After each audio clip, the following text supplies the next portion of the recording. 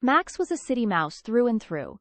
He lived in a sprawling metropolis, full of towering skyscrapers, bustling streets, and endless entertainment. His home, a grand old building with a maze of rooms, was the envy of many.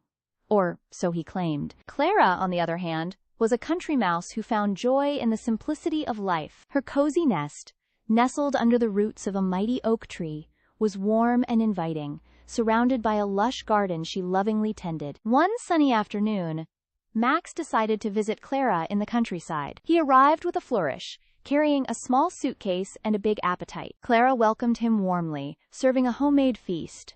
Fresh corn, crisp carrots, crunchy acorns, and a refreshing glass of stream water. As they ate, Max couldn't help but boast. "Clara, this city is amazing! I dine at fancy restaurants, attend the theater, and stroll through museums. My house has 20 rooms. You really must visit. Have you ever tried Chinese food?" Clara listened, wide-eyed, her imagination running wild. That night, she dreamed of city life, eating at elegant restaurants, wearing stylish hats, and trying this mysterious Chinese food Max spoke of. When morning came, she was filled with curiosity.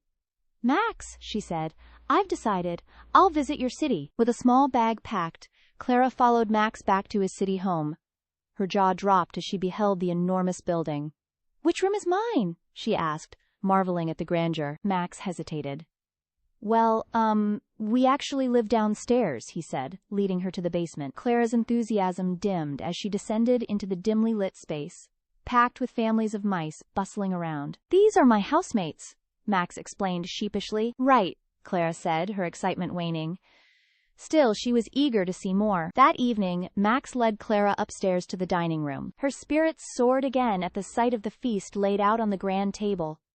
Golden cheese, crusty bread, sugary cookies, creamy cakes, and even Chinese food. Clara's whiskers twitched with delight. But just as they began to nibble, a loud crash shattered the moment. Out of nowhere, a sleek, sharp-toothed cat leapt onto the table, its eyes gleaming with predatory intent. The cat screeched, swiping at the terrified mice. "Run!" Max squeaked, bolting off the table. Clara followed close behind as the cat chased them across the room. They barely made it to a tiny hole in the wall, where they huddled together, trembling. "Is this normal?" Clara whispered. "Pretty much," Max admitted, his bravado fading. The cat prowled outside their hiding spot, its claws scratching at the wood. Only after a nerve-wracking wait did it finally slink away. When the coast was clear, the mice crept back to the dining room, only to find the table empty. The humans had eaten everything. Clara had had enough. She scurried back to the basement, grabbed her bag, and turned to Max. "I'm going home," she declared. "Already?"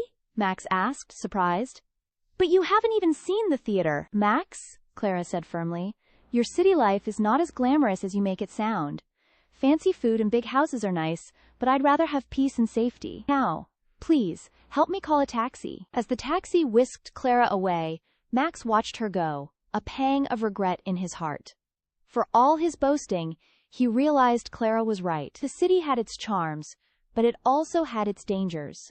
And sometimes, the simpler things in life were the most precious. Back in her cozy nest, Clara breathed a sigh of relief. She tended her garden, sipped cool water from the stream, and enjoyed her quiet life, grateful for the lesson her visit had taught her.